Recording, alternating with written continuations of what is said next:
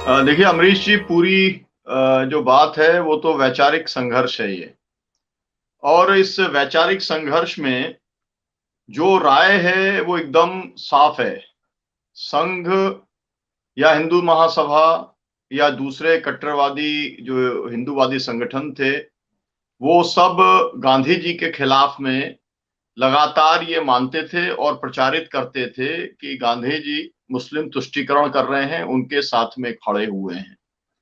और क्योंकि गांधी जी सनातनी हिंदू थे और वो नियमित जो पूजा पाठ, तो उन्होंने कभी कर्मकांड तो उस तरीके से नहीं किया, लेकिन शायद कोई ऐसा नेता रहा होगा, मुझे नहीं मालूम, कि जिसकी हत्या हुई हो और उसने हे राम अपने अंतिम शब्द के तौर पर बोला।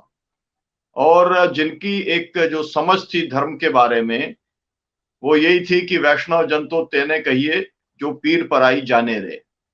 उन्हें इन सब बातों से तकलीफ है। उन्होंने किया क्या है, 12वीं कक्षा की जो राजनीति विज्ञान का जो पाठ्यक्रम है, उससे उन्होंने जो पंक्तियां हटाई हैं वो क्या कहती हैं, हिंदू मुस्लिम एकता उनके दृढ़ प्रयास के लिए उन्होंने, गांधी जी ने दृढ़ प्रयास किए। इसके बावजूद उन्होंने यह स्वीकार करने से इनकार कर दिया कि मैं सुरक्षित हूं। उन्होंने अपनी प्रार्थना सभाओं के दौरान सभी लोगों के साथ में मिलना जारी रखा। गांधी जी की मृत्यु का देश के सांप्रदायिक स्थिति पर लगभग जादुई प्रभाव पड़ा। विभाजन से जुड़ा गुस्सा और हिंसा अचानक शांत हो गई। सांप्रदायिक गर्मी फैलाने वाले संगठनों पर भारत सरकार ने कड़ी कार्रवाई करते हुए राष्ट्रीय स्वयंसेवक संघ जैसे संगठनों पर कुछ समय के लिए प्रतिबंध लगा दिया। अचानक से सांप्रदायिक राजनीति अपना आकर्षण खोने रही लगी। मतलब यह है कि वो जीवन भर, जिस समय विभाजन हुआ तब वो नवाखली के अंदर थे, तब वो दंगों को जो है वो समाप्त करने की कोशिश कर रहे थे। और वो ये कह रहे थे कि हिंदू मुसलमान दो आंखें हैं, एक आप आंख फोड़ देंगे तो भारत माता की सुंदरता खत्म हो जाएगी। और वो हिंसा और घृणा के बारे में कह रहे थे कि अगर एक दूसरे को अंधा करने, एक दूसरे के ऊपर जो है वो आंखें फोड़ने का सिलसिला चलेगा तो सभी जो लोग हैं वो जो है अंधे हो जाएंगे। ये जो पूरा सोच है, जिसके अंदर जो उन्होंने और भी जो हटाया है, उसके अंदर उन्होंने कहा है कि भाई गांधी जी उन लोगों द्वारा नापसंद किए जाते थे जो चाहते थे कि हिंदू बदला लें। दूसरे वो लोग जो चाहते थे भारत एक हिंदुओं का देश बन जाए, जैसे पाकिस्तान मुसलमानों का बना। गांधी पर मुसलमानों और पाकिस्तान के पक्ष में काम करने का आरोप लगा। ये जो सब जो है गांधी के मुस्लिम तुष्टीकरण के आरोप के संदर्भ, तमाम सारी जो लाइनें थी उन्होंने हटाई। मतलब ये है, हिंदू मुस्लिम एकता को लेकर के विभाजन के खिलाफ में जो बातें हैं और सांप्रदायिक हिंसा को जो बातें समाप्त करने वाली हैं, दंगों को जो रोकने वाली हैं। मतलब आज जो पूरा एजेंडा है भारतीय जनता पार्टी का, जो एजेंडा आपको बंगाल में दिखलाई दे रहा है, जो एजेंडा आपको बिहार में दिखलाई दे रहा है, उसके अंदर क्योंकि गांधी जी के ये चैप्टर्स जो है वो बाधा पैदा करते हैं। मतलब ये है कि जो स्टूडेंट पढ़ के जाएगा, जिसके ऊपर असर पड़ा होगा इन किताबों का, इन वाक्यों का, इस पाठ्यक्रम का, वो कहीं ना कहीं पर जो नैरेटिव भारतीय जनता पार्टी ध्रुवीकरण का सेट करना चाहती है, उसके खिलाफ वो जाएगा। और इसलिए वो जड़मूल से इस विचार को समाप्त करने का काम कर रही है। लेकिन ये सब उन्होंने किया है रैशनलाइजेशन के नाम पर। ये सब उन्होंने किया है कि भाई कोरोना काल के अंदर बच्चों के ऊपर बोझ बहुत ज्यादा बढ़ गया था और इसलिए जो है बहुत ज्यादा गंभीर चीजें जो है वो भी हटाने की जरूरत है। और इसलिए उन्होंने निराला को हटा दिया और गुलशन नंदा को, कर्नल रंजीत को ले आया। बहुत सारे लोग तमाम किस्म के सुझाव दे रहे हैं कि और कौन से सबसे पॉपुलर जो थे लेखक, जिनकी किताबें बहुत जवान लोग पढ़ते थे, वो भी ऐड कर दी जानी चाहिए। इस तरीके की बातें आ रही हैं। मेरा कहने का मतलब यह है, जो लोग एक संस्कृति की बात करते हैं, वो पूरी की पूरी भारत की गंगा जमनी जो तहजीब है और जो भारत की मेल मिलाप की जो संस्कृति है, उसको पूरी तरीके से समाप्त करना चाहते हैं। तो पहले जो बहस हो रही थी वो चल रही थी कि भाई मुगल काल का सब कुछ हटा दिया, तो अब लोग कहने लगे कि भाई लाल किले का भी हटा दो। फिर आप लोग कहने लगे कि भाई ताजमहल का भी हटा दो। फिर कोई कहने लगे भाई कुतुब मीनार का भी हटा लो। तो किस किस को हटाएंगे, ये सवाल है। उन्होंने नाम बदलने का काम किया।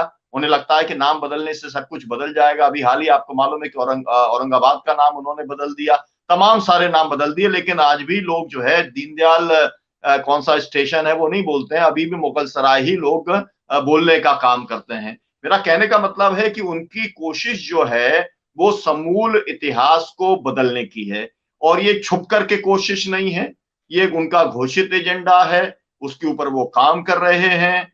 तो फिर ये तो बात लोगों को सोचनी पड़ेगी, भारत की जनता को सोचनी पड़ेगी, जिन्होंने वोट दिया है उनको सोचनी पड़ेगी कि भाई आपने बबूल बोया है तो उसमें आम निकलने वाला नहीं है। आपने जो बोया है वही निकल रहा है। वो ध्रुवीकरण के एजेंडे के ऊपर ही आए हैं, वो हिंदू मुसलमान के बीच की एकजुटता को खत्म करने के लिए ही आए हैं और उसी एजेंडा के तहत आए हैं, तो उसी काम को आगे बढ़ाने का काम कर रहे हैं। सवाल ये है कि अब इसका कितना विरोध होगा। आज हम जो है अमरीश जी, मैं ग्वालियर में हूँ, आज हम यहाँ फूलबाग के अंदर गांधी प्रतिमा पर गए थे और वहां पर जाकर के सब लोगों ने जो है गांधी जी से माफी मांगी और शर्मिंदगी प्रकट की, क्योंकि यहाँ पर जैसे ये ग्वालियर शहर है, आपको मालूम है गांधी जी की जब हत्या हुई थी तो नाथूराम गोडसे के तार जो है ग्वालियर से जुड़े हुए थे, हिंदू महासभा के कार्यालय और वहां के उसके जो लोग उसके साथ जुड़े थे। आपको ये मालूम है कि ग्वालियर के अंदर ही जो है जो पहली बार जो है नाथूराम गोडसे का मंदिर बनाने का काम हुआ, मूर्ति लगाने का काम हुआ हिंदू महासभा के अंदर, और यहीं पर जो है वो मनोज सिन्हा ने जो है वो गांधी जी का कानूनी डिग्री नहीं, ये सवाल उठाया। मतलब सुनियोजित तौर पर गांधी जी को अपमानित करने का काम, तिरस्कृत करने का काम, उनकी छवि बिगाड़ने का काम किया जा रहा है, ताकि जो नई पीढ़ी है वो नई पीढ़ी, क्योंकि जो भी बाहर जाता है, एक जमाना था जो भी बाहर जाता था पढ़ने के लिए वो रूस की क्रांति से प्रभावित होकर आता था,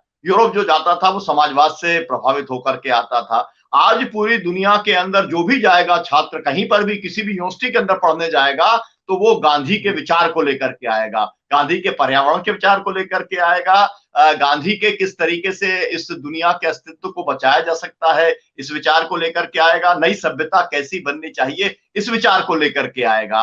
तो कुल मिलाकर के जो वैचारिक ये संघर्ष है, और पूरी कोशिश कर रही है भारतीय जनता पार्टी और संघ परिवार कि इसको समूल तौर पे नष्ट कर दें, लेकिन मुझे लगता है कि गांधी का विचार अजर अमर है, क्योंकि जैसा मैं हर समय उदाहरण देता हूं, हम लोगों ने संयुक्त किसान मोर्चे ने आंदोलन चलाया और वो पूरा आंदोलन था जिसके अंदर गांधी का फोटो नहीं था, फोटो था वहां पर भगत सिंह का, लेकिन कर रहे थे सत्याग्रह, कर रहे थे अहिंसा के साथ में 380 दिन तक संघर्ष, दे रहे थे शहादतें। तो मेरा कहने का मतलब यह है कि पूरी दुनिया के अंदर अगर मार्टिन लूथर किंग ने और अगर नेल्सन मंडेला ने अपना इष्ट माना अगर गांधी जी को, तो उनके रास्ते पर के ऊपर माना, उनके विचार के लिए उन्हें माना।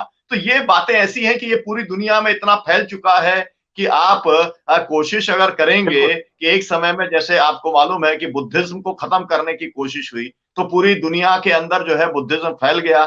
आज जो है जापान से लेकर के तमाम सारे ऐसे देश हैं जो बहुत अमीर मुल्क हैं, वहां पर बुद्धिज्म जो है वो फैला हुआ है।